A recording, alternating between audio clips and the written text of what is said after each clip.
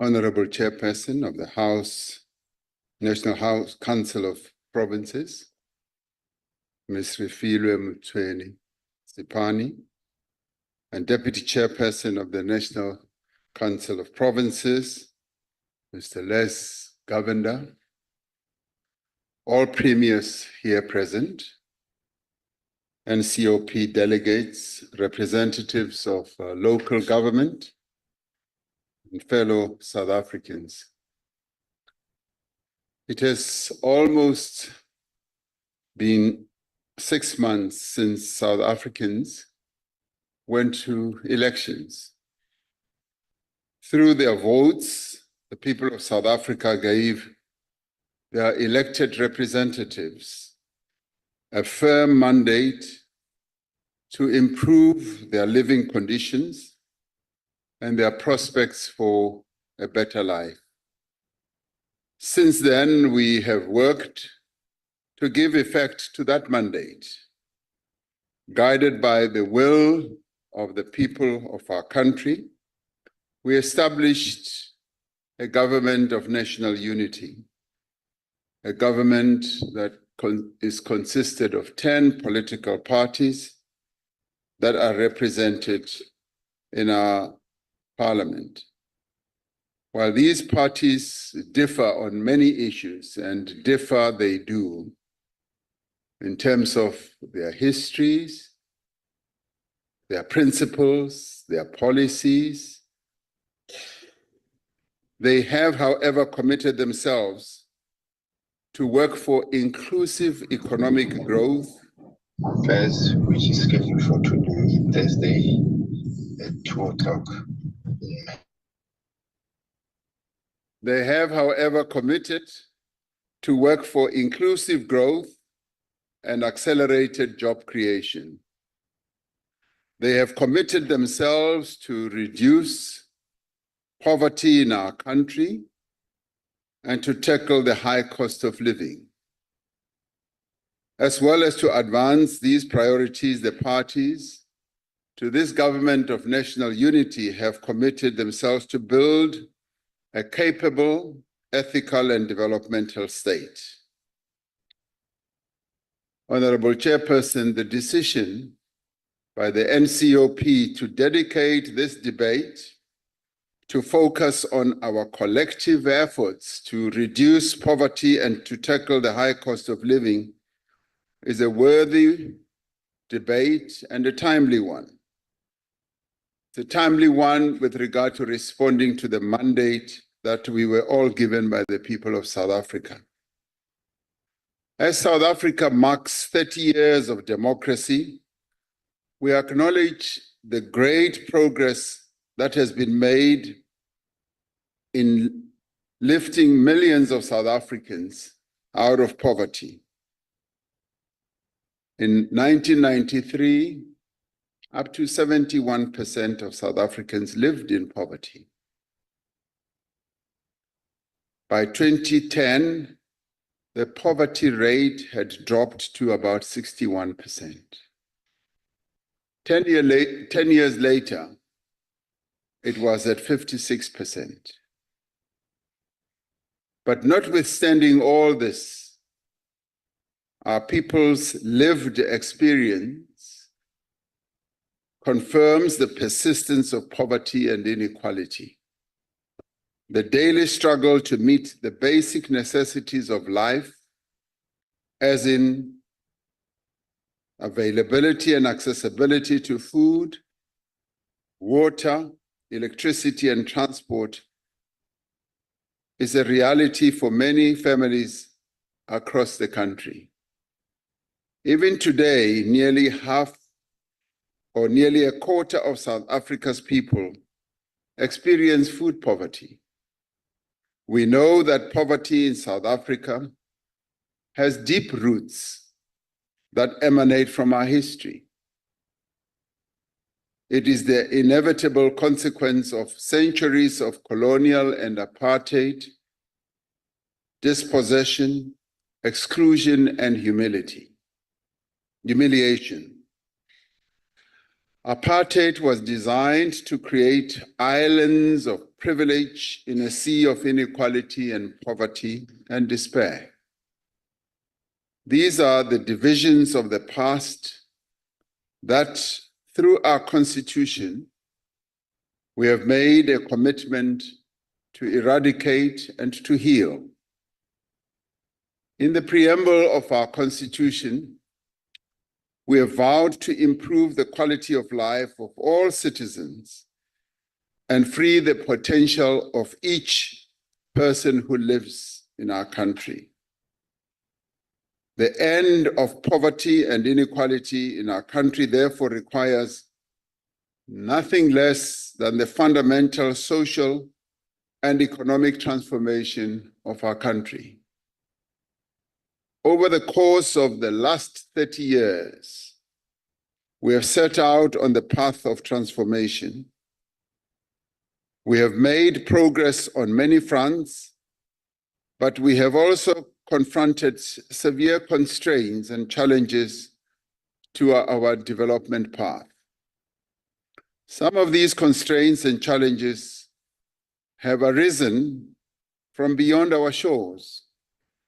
Some of these challenges include a series of global financial crises, a devastating global pandemic, geopolitical rivalries that impact on trade and competition, and the catastrophic effects of climate change.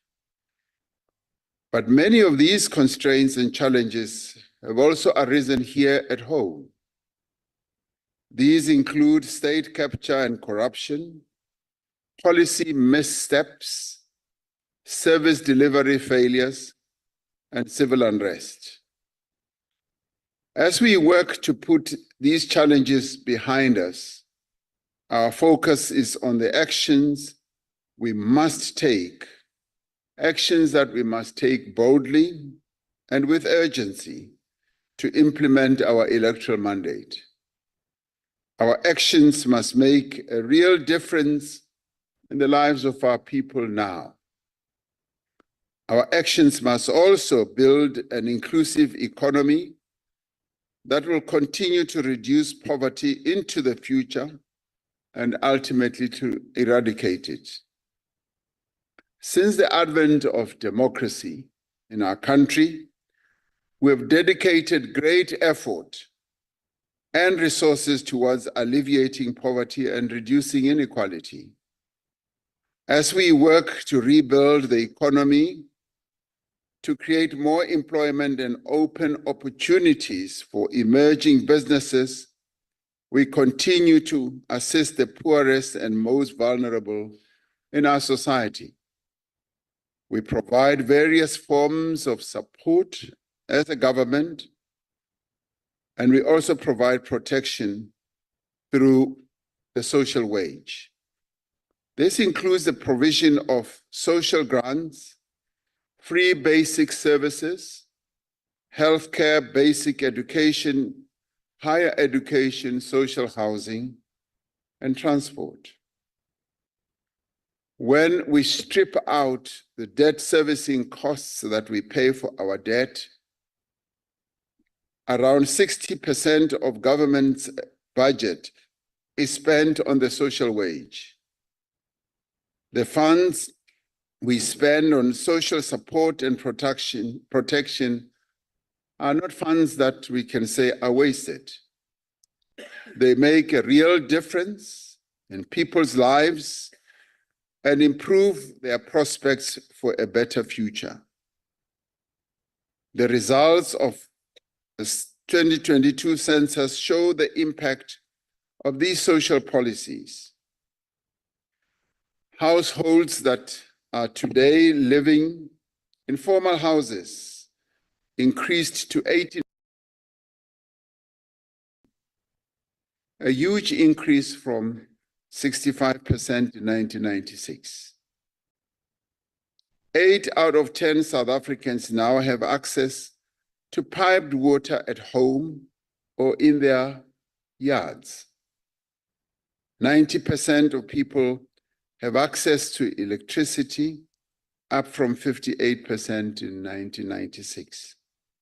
A vital part of the effort to reduce the cost of living is the provision of free basic minimum services to indigent households. Now, through this program, millions of indigent people in our country have been able to access basic needs like electricity and water. Yet we know that this program is not reaching all the people that it should. It is estimated, for example, that around 10 million poor households qualify for free basic electricity, but it only reaches about 2.3 million households. While the provision of such services to indigent households is funded by the national fiscus, these resources are either poorly managed by our municipalities or they are misdirected to other local council expenditures. This is one instance where the weaknesses in local government have a direct bearing on the quality of life of the poorest in our society. It is one of the reasons that we are working to ensure that we have effective local government as part of our efforts to build a capable state. Social grants remain a lifeline to millions of people in our country, particularly children, the elderly, and people with disabilities. The introduction of the SRD grant during COVID-19 has provided much needed relief to more than 11 million unemployed people at its peak. Today, around a half of all households in South Africa benefit from social grants. Studies have shown that the child support grant has a positive impact on children's nutrition, their health, school attendance, and educational outcomes. Although there are some weaknesses in the system, it is quite impressive that the state provides direct financial support to some 28 million beneficiaries in our country every month without fail. But we must also recognize that this is not a desirable nor a sustainable situation. While there will always be people who need support, such as the elderly, children, and persons with disabilities, our aim must be to steadily move as many social grant recipients as possible into sustainable livelihoods, where they will be able to take care of themselves and their children and households. Chairperson, food is amongst the most basic of human needs. Yet nearly a quarter of households consider their access to food as inadequate or severely inadequate. While the steep rise in food inflation since the COVID pandemic has eased over the last few months, consumers are yet to feel the effects in their own pockets. Among the measures to ensure that all South Africans have affordable access to sufficient food, government is looking at whether the basket of food items that is exempt from VAT could be expanded to include more basic products. Another important area is the expansion of the country's agricultural output. This requires more effective land redistribution and provision of support that is needed by beneficiaries who get land so that they can work the land. We have seen how financial support to small-scale farmers in recent years has significantly increased the cultivation of land. Many South Africans get They are food from spaza shops and informal traders. And these outlets are an important part of township and rural economies. They provide residents with convenience and with value. However, the recent spate of foodborne illnesses has highlighted the risks that are associated with these enterprises. The tragic deaths of a number of children after eating food bought from some of these outlets has required urgent and decisive action to prevent the contamination of food by harmful substances, particularly pesticides that are being sold unlawfully. Since we announced a range of measures 2 weeks ago, multidisciplinary teams have been conducting inspections of spaza shops across the country. Nearly 200,000 spaza shops have been visited. More than 1,000 spaza shops, supermarkets, and warehouses have had to be closed down. Large quantities of goods have been confiscated and numerous fines have been levied and issued for violations of bylaws. Poverty in South Africa is also a consequence of where our people live. Our cities and towns were designed by the apartheid planners to keep Black people at a distance from the centers of economic activity and social services. This has created special inequality that we have not yet been able to overcome. One of the consequences of this situation is that millions of South Africans, especially the poor, as well as the working class, spend a large portion of their income on transport costs. Studies suggest that poor households can spend more than a third of their income just on transport. The work that has been done over the last few years to restore the key commuter train corridors to full operation is a vital part of efforts to reduce the cost of living. Surveys by Stats SA have shown that trains are the least expensive mode of transport in our country. In 2020, the cost of train travel was around 40% less than by minibus, taxi, or 27% less than by bus. Another challenge we have had to confront is the energy poverty.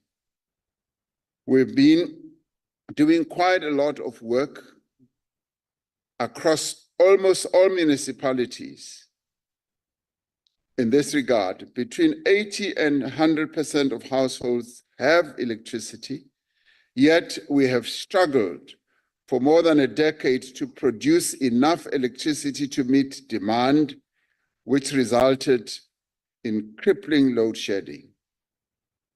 The cost of building new generation capacity, combined with the effects of state capture and mismanagement, has contributed to a steady rise in the cost of electricity for many consumers. Even now, NERSA is considering an application from Eskom for tariff increases that will put a further strain on households and businesses. It is vital that we settle on a tariff path that does enable Eskom to achieve financial sustainability while not placing an undue burden on consumers of electricity. We have embarked on far-reaching reforms of the electricity sector that will establish a competitive electricity market, and this will improve energy security, and lower the cost of electricity as well. Improving access to quality healthcare is central to our efforts to tackle poverty. A healthier nation is a more productive nation. As government, we have prioritized the strengthening of primary health care. This is an important part of the progressive implementation of the national insurance, which will give all South Africans equal access to quality health care, regardless of their ability to pay. The work that is underway to implement the NHI includes the upgrading and expansion of public health facilities and the training of qualified and capable personnel. Education is ultimately the most powerful instrument we have to end poverty. By investing in the skills as well as the capabilities of young people, we will be able to break the cycle of poverty that is handed down in our country from one generation to the next. We have done much to make education accessible and affordable to all, including through no-fee schools and the funding for tertiary students from poor and working-class backgrounds. Almost 90% of all learners in the public education system attend no-fee schools. The number of students benefiting from NSFAS rose from around 40,000 in the early years of democracy to over 780,000 last year. We are now focused on achieving universal access for all children to early childhood development facilities. This is essential to prepare them for school and set them up to be successful in life. In basic education, we have prioritized improvements in reading as well as in mathematics. Due to our past, millions of South Africans experience asset poverty. They do not own land or houses or other assets that can be used to raise capital, to start a business, or even to hand on the assets to the next generation. We have started to address the challenge of asset poverty through our land reform programs and the provision of subsidized housing.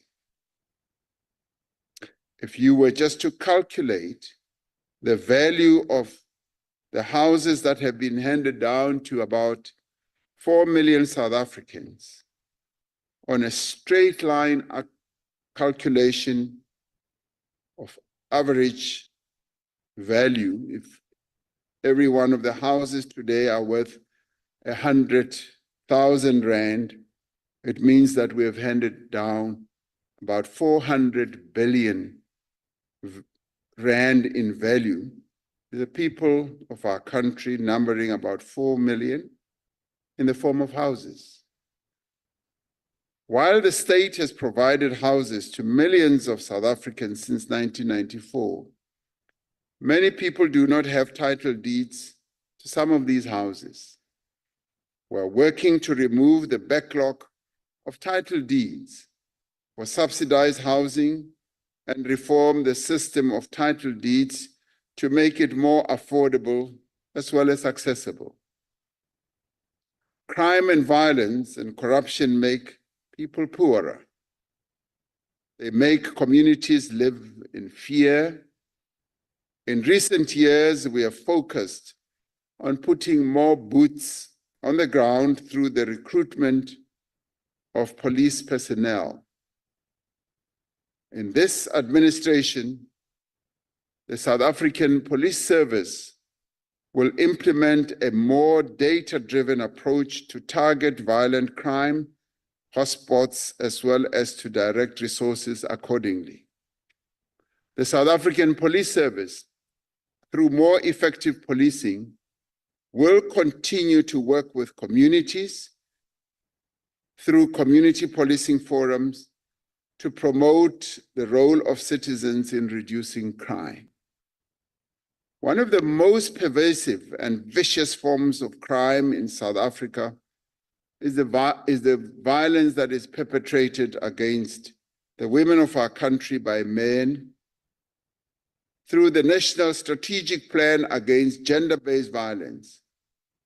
We are continuing to strengthen the response of the criminal justice system, providing better support for survivors of gender-based violence, and reducing the vulnerability of women through improving their economic position as well.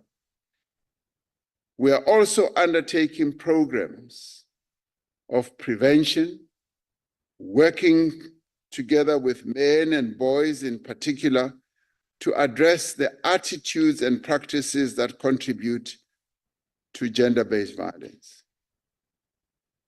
On Monday, we joined people around the world in marking the start of the 16 days of activism for no violence against women and children. And we continue to call on all South Africans to become involved and raise awareness about this scourge and what we need to do to end gender-based violence in our country. Chairperson, while the number of people in employment has doubled over the last 30 years, this has not kept pace with the number of people who join the workforce each year. More than 11 million people in our country are currently unemployed because there can be no job creation without growth. We have placed inclusive economic growth at the center of the work that the Government of National Unity has to do. We are pursuing far-reaching economic reforms to make the economy of our country more competitive so that we can enable greater growth. There is now significant momentum to our reforms in strategic network industries like electricity, water, telecommunications, and rail, as well as our ports. In this administration, we are focusing on reforming also the local government system and improving the delivery of basic services. We are expanding investment in infrastructure. Of course, infrastructure is the flywheel that contributes to the growth of the economy, because it stimulates activity in the construction and related industries. It also provides the networks and facilities that allow for the production and distribution of raw materials, manufactured goods, data, electricity, water, and other essentials that function to grow the economy. We have seen the impact on people's lives of new roads and bridges in rural areas, of new clinics and hospitals, of new schools and colleges, of water schemes and new housing projects. Much work still needs to be done to improve the roads in our country, to build more schools, and to upgrade the various public infrastructure that we have. Over the last 4 years, major projects have been completed in areas such as transport, water and sanitation, energy, human settlements, and student accommodation. Another 82 strategic integrated projects with a combined value of 436 billion rand are currently in construction.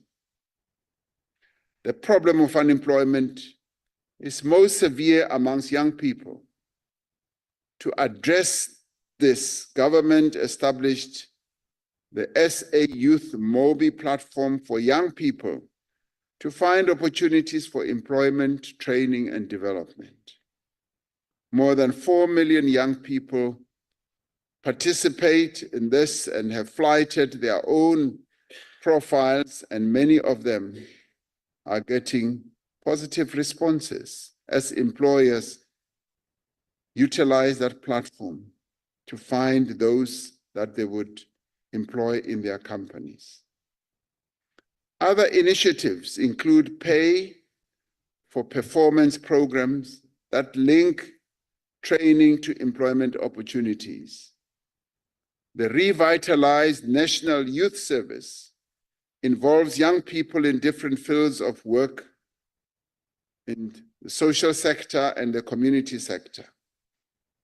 The presidential employment stimulus has created earning opportunities for more than 2 million participants. Around 84% of participants are young people. Government itself is increasing support for small businesses and entrepreneurs across the spectrum, from informal enterprises to high growth, high-tech startups as well. To unlock growth in informal employment, government is working to ease restrictions on informal trading, reducing the cost of trading, and expanding opportunities to small businesses by providing guarantees and first loss funding. One of the pillars of our response to gender-based violence is economic empowerment of women. At the same time, improving the economic position of women is a critical part of reducing poverty and inequality, as well as unleashing the potential of our economy. One of the initiatives to empower women is the Women Economic Assembly, which has done a great deal of good work to incorporate women-owned businesses into established business value chains in both the private and the public sector. The Women Economic Empowerment Program has now trained some 10,000 women businesses to secure procurement from government and the private sector as well. As we pursue inclusive growth in our economy, we need to be increasingly seeking opportunities elsewhere on our continent. As the African Continental Free Trade Area momentum, our companies need to expand their presence in the huge continental market that is being formed on our continent. On this Sunday, the 1st of December, South Africa will be taking over the presidency of the G20 group of countries.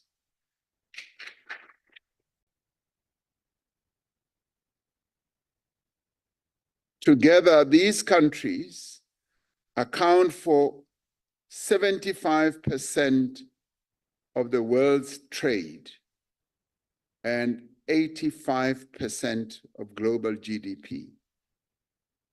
So this is an important forum that South Africa is privileged to be leading from December for the whole year, before we hand over to the United States of America. We will use our presidency to bring the development priorities of the African continent and the global South more firmly onto the agenda of the G20. Through our G20 presidency, we will focus on the theme solidarity, equality, and sustainability. We will call on the members of the G20 to stand in solidarity with those people who are facing hardship, poverty, and conflict. We will work to tackle inequality through fair and consistent trade rules, improved debt relief mechanisms, and increased funding for climate actions and development. We aim to strengthen the commitment of all countries to the achievement of the Sustainable Development Goals by 2030. The G20 presidency is also an opportunity to present to the world the great opportunities and experiences that South Africa has to offer. This whole process of the G20 will involve up to 230 summits leading up to the Leaders' Summit later in 2025, which will take place in Johannesburg in Gauteng. Arising from the elections in May, the Government of National Unity has been working with other formations in society towards convening a national dialogue.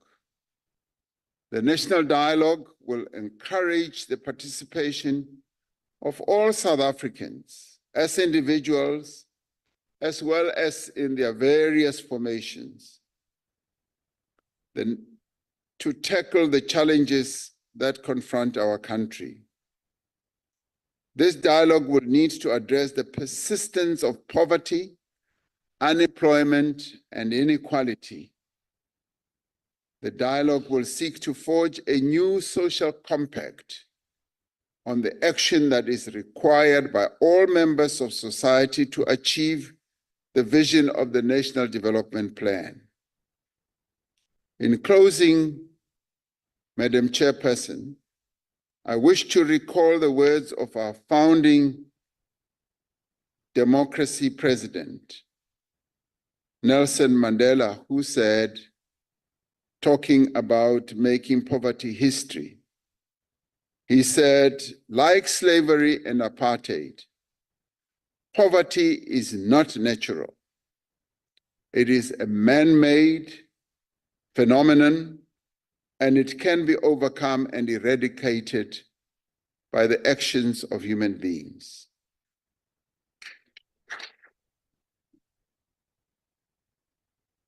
There are moments when the depth of poverty in our country may lead us to despair. Poverty reduces any person's dignity. Poverty, unemployment, and inequality are so perverse and so persistent that we sometimes fear we may never overcome them. And yet, we overcame apartheid. We overcame slavery and colonialism. Through our collective actions, we will be able to end poverty in our country as well. Together, we will be able to achieve a more just, more equal society in which all South Africans can be able to share in the wealth of our country. We can achieve a society in which no one is left behind. This, Honorable Chairperson, is achievable and can be attained if we all work together in a common effort and commitment to end poverty and give our people a better life. It is our responsibility as leaders of our country. I thank you.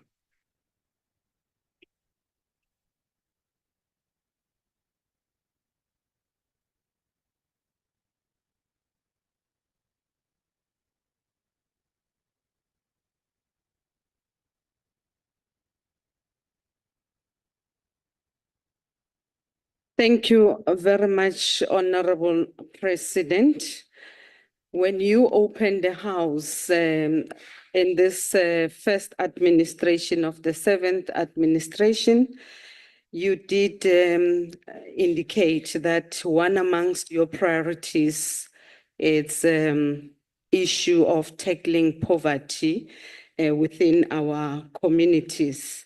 And indeed, we are delighted today as this House that you did came back and give account on the work that has been done by government up to thus far to precisely deal with the issue of poverty as well as the high cost of living. We really appreciate that, Honorable President.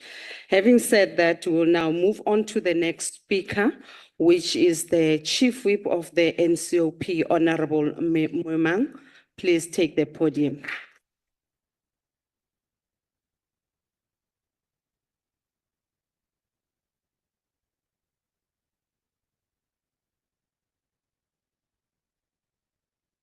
Thank you, Chairperson of the National Council of Province. Let me take this opportunity to also extend a word of gratitude to yourselves, the President, His Excellency Ramaphosa, our distinguished premiers, the MECs that are present, the chief whips of our various provincial legislatures, esteemed permanent delegates of this House and special delegates, not forgetting the President of SALGA. Ladies and gentlemen, Dumela. Today marks yet another day in the political calendar of this August House in the seventh administration, when we convene for the annual address of the President to the National Council of Province under the theme dedicating our efforts towards reducing poverty and tackling the high cost of living. And in order to take off from where the President left, in elaborating and expanding on the definition of poverty, allow me to quote how the World Bank characterized poverty. I quote, "Poverty is defined as the lack of sufficient money to provide for basic needs due to failure to gain wage labor. It is for this reason that at the core of our policies to fight poverty is the central task of growing the economy and expanding the social security net to the most vulnerable." Close quote. Honorable Chair, mitigating the negative effects of the current global capitalist production and accumulation, which mainly affect the poor and the vulnerable, the ANC-led government of national unity under the stewardship of the President has gone beyond inflation targeting through deliberate control and regulation of the pricing of basic food necessities. It is for this reason that in response to the stubborn persistence and escalation of the cost of living, as the President has indicated, various extra measures were taken by the ANC-led government to tackle the rising cost of living, especially amongst the poor and the vulnerable. And we also appreciate the fact that the President will be embarking on various research and studies to also look at the impact of broadening the basket of the provision of basic services. Honorable Chairperson, I think it is also important to indicate that in participating in this debate, allow me to recall the words of Karl Marx when he said, I quote, "Men make their history but they do not make it as they please.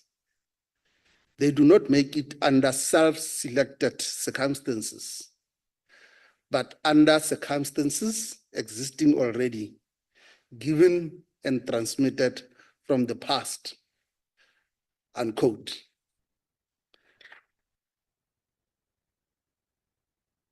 Marx cautioned humanity to always seek ways to respond to the reality of our situation. When we do so, we should appreciate that from our past emerges the present, and from the present, the future is born. Indeed, Honorable National Chair, our Constitution defines us as a country that belongs to all who live in it, united in our diversity. The Constitution also enjoins us to use it to heal the division of the past and establish a society based on democratic values, social justice, and fundamental human rights. And we take pride of the fact that the president of this country led not only the constitutional making processes, but also in ensuring that following the certification by the Concord in terms of affirming that this constitution is in compliance with the 34 principles that were adopted by CODESA, indeed falls the bulk of our constitution, or it buttresses it. Therefore, National Chair, we have emerged from the national and democratic elections, as the president has characterized it, with no party that had an outright majority. So therefore, as the leader of society, the African National Congress invited all the parties to form a government of national unity. And we take pride, President, that our approach of engaging with other parties was indeed informed by our strategic mission and as codified in the National Democratic Revolution that seeks to build an unracial, non-sexist, united and democratic and prosperous society. At the center of National Democratic Revolution is the realization that to build a united, democratic and prosperous society, we have to address the injustices of the past. This means that we should advance our agenda of liberating the Black people in general and the African people in particular. And indeed, the guiding framework for the ANC in its engagement with other parties found expression in the statement of intent, in the principles that form the Government of National Unity. And the President has indeed elaborated on that. What is quite important is to reiterate the fact that the statement of intent speaks to the rapid, inclusive, and sustainable economic growth, the promotion of fixed capital investment and industrialization, job creation, transformation, livelihood support, land reform, infrastructure development, structural reforms, and transformational change, fiscal sustainability, and the sustainable use of our national resource and endowments. The macroeconomic management must sustainably support national development goals. So indeed, as the leader of society, we take pride that we were able to make majority of political parties in South Africa to cohere around our broader strategic goals of transforming our society, more so taking good care of those that are in the lower rung of our society. Chairperson, as the ANC, we have characterized the challenges facing South Africans as triple challenges of unemployment, inequality, and poverty. Despite the marginal increase, despite the marginal decrease in the unemployment rate and the consumer price index in the recent past, we remain concerned about the high level of unemployment rate, but in the main, which affects young people. Our firm belief is that to address these challenges of unemployment, inequality, and poverty, our economy should grow at the level envisaged in the National Democratic Plan at the average of 5% annually. Indeed, we also take pride in tremendous progress that we have made in arresting the issue of load shedding. Indeed, our people have not experienced electricity supply disruption for over 100 days without load shedding. And this has to be attributed to your leadership role, President Ramaphosa. In addition, we have witnessed a decrease in the price of fuel that has led to a decline in the inflation rate. While these are marginal declines, we believe these are indicators of positive developments that result from government interventions to make the lives of our people better. Indeed, the government of national unity has consolidated its focus in the next coming 5 years on inclusive growth and job creation to reduce poverty and tackle the high cost of living, as well as to build a capable, ethical, and developmental state as indicated by the President in his address. We pay tribute to the leadership role that the African National Congress has played in ensuring that most of the parties are able to cohere around the NDP, around the Freedom Charter, and indeed around what is an integral part of our national democratic revolution. Also, we also need to pay attention to the fact that for us to be able to address also these challenges, we need to pay more attention to also post-matric institutions so that they are able to produce quality graduates. The President made reference to the importance of educating young people so that we are able to bridge the gap. Also, let also, Chair, express our support to the President's referral to South Africa hosting G20 under the theme of fostering solidarity, equality, and sustainable development. Honorable President, through you, Chair, we should use our presidency of the G20 to tackle the critical global challenges, especially on the advancement of the agenda of the developing countries, as you have correctly pointed out.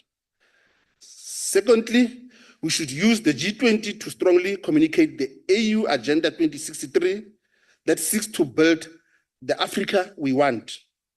Thirdly, we must continue to forge solidarity, as you pointed out, Honorable President, that we forge solidarity with the marginalized people of the world, in particular, the people of Palestine, Western Sahara, to realize their freedom and self-determination.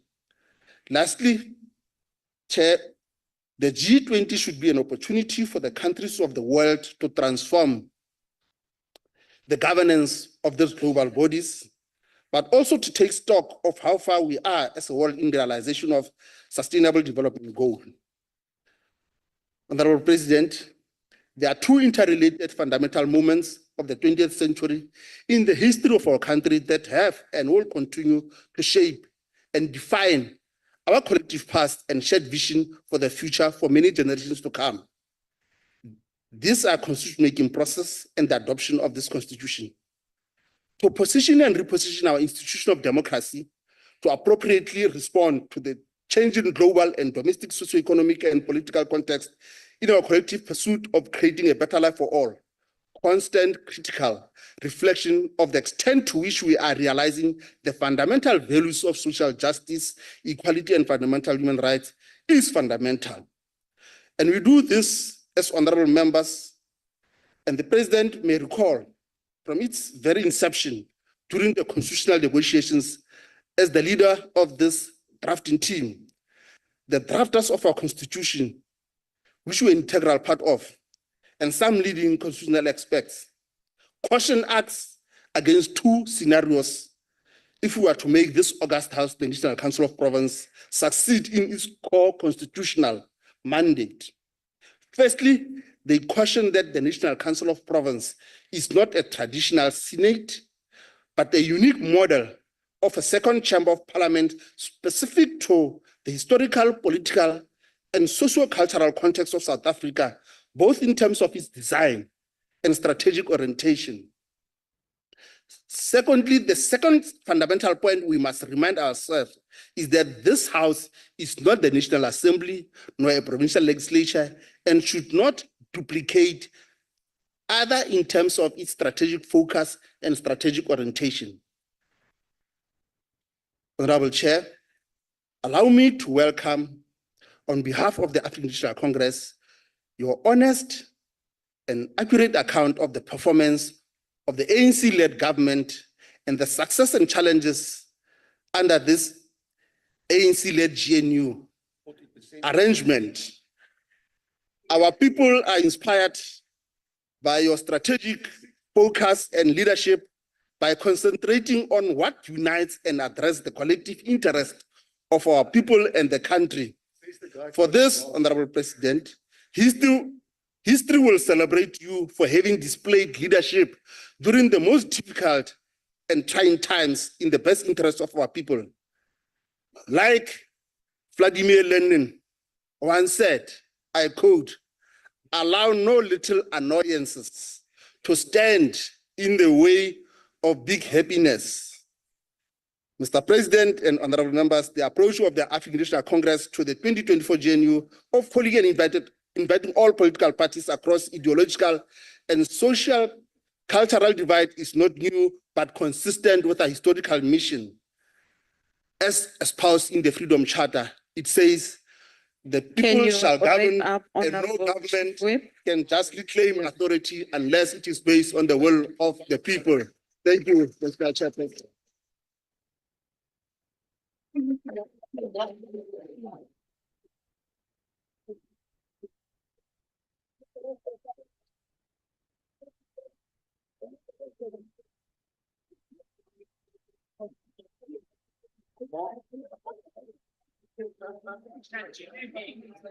Thank you very much, honorable members. We are now proceeding to the next speaker, our Premier from the province of Eastern Cape, Honorable Mabuyane.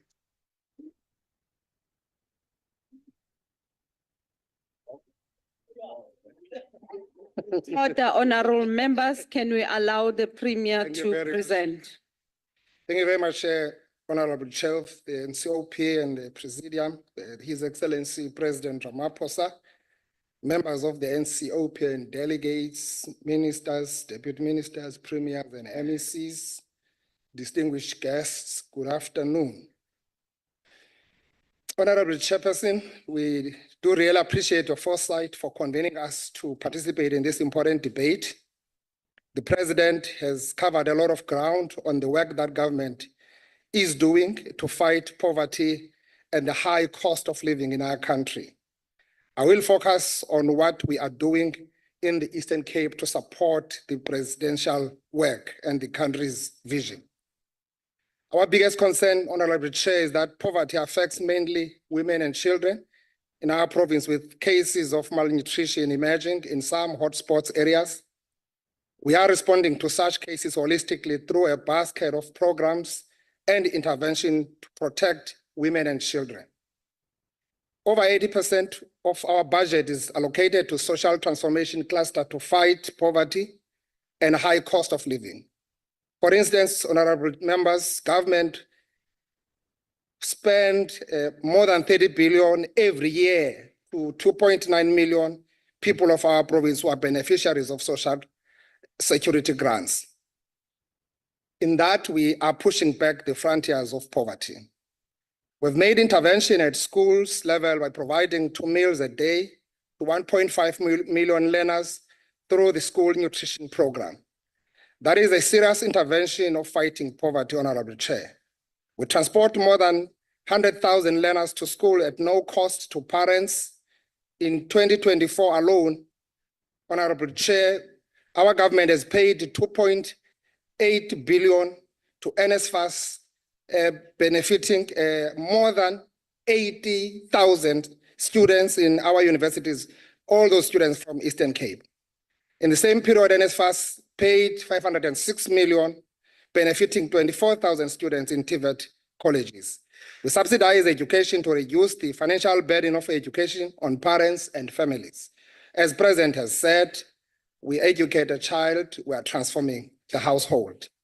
But more importantly, we believe that the youth we are educating will lift the families out of poverty. The provision of primary health care services closer to where our people reside is also reducing the burden of high cost of living because they are no longer traveling to urban centers to access hospitals. The 7th administration is continuing on the work that has been started in the 6th administration of adding more hospitals in our rural areas. Currently building Bambisani Hospital in Lusikisiki at 600 million, Zitulele Hospital in Mkanduli, Xhosa Boundaries at 1 billion, and Madwaleni Hospital in Xhosa at 560 million. We are calling for the full implementation, Mr. President, of the Bella Bill and NHI, as these policies will contribute to reducing costs of living for majority of citizens and better access to education and health services. The challenge of poverty requires us to also create jobs through labor-intensive programs. Mr. President, we are repurposing EPWP, the Presidential Youth Employment Initiative, and the labor activation programs to give our people meaningful jobs, particularly young people. Working with our SETA, and national government departments, we are rolling out skills revolution to empower more than 20,000 young people with trade skills such as electricians, plumbers, carpenters, and bricklayers, painters, welders, fitters, and tanners.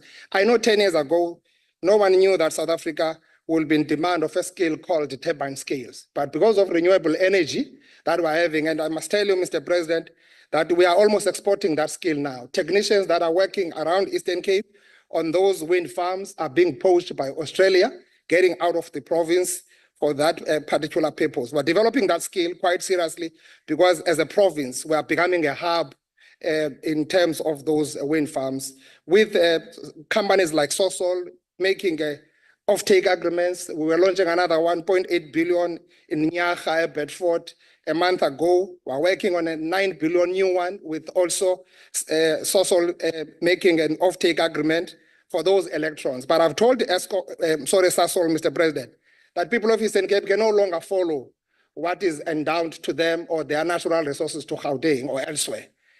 We need development where our people are. That's the meaning of rural development.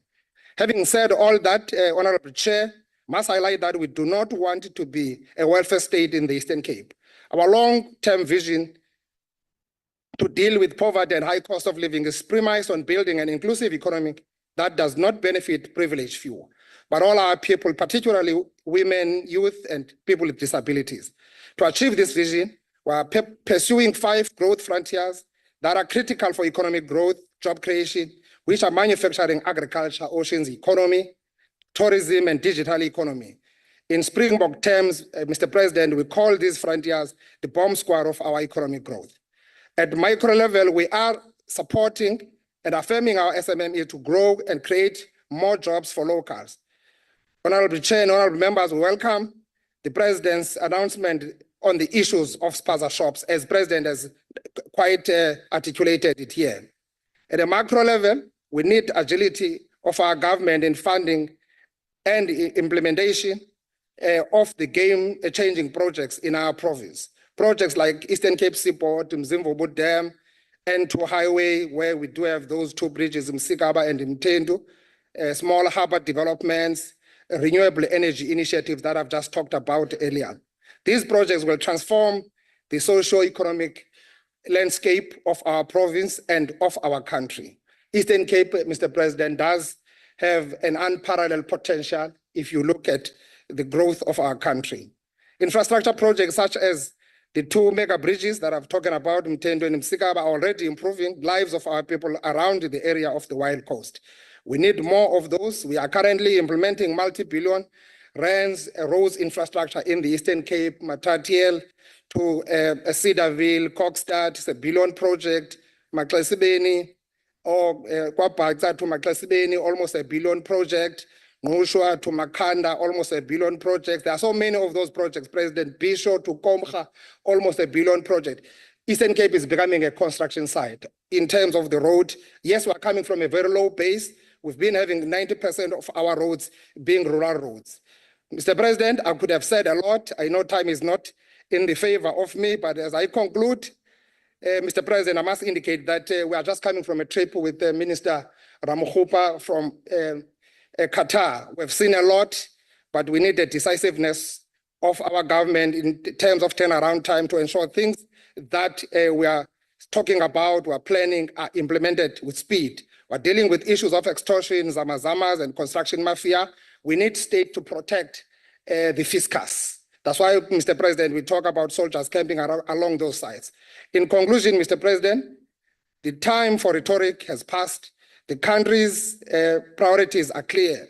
Reduce poverty, lower cost of living, and build inclusive economy. The Eastern Cape continues to work hard towards the attainment of these national goals. The time for Eastern Cape to thrive, Mr. President, is now. As the President Nelson Mandela once said, it always seems impossible until it is done. Thank you very much.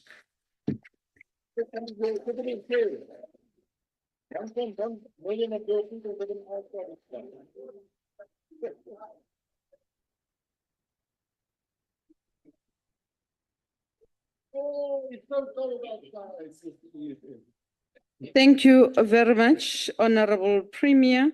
I'm now inviting Honorable Boshoff to take the podium. You've got 7 minutes.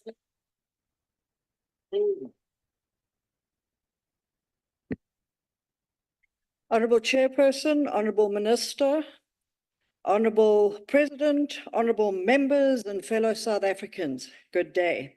Today, I stand here to make the case for prioritising efforts to reduce poverty and tackle the high cost of living.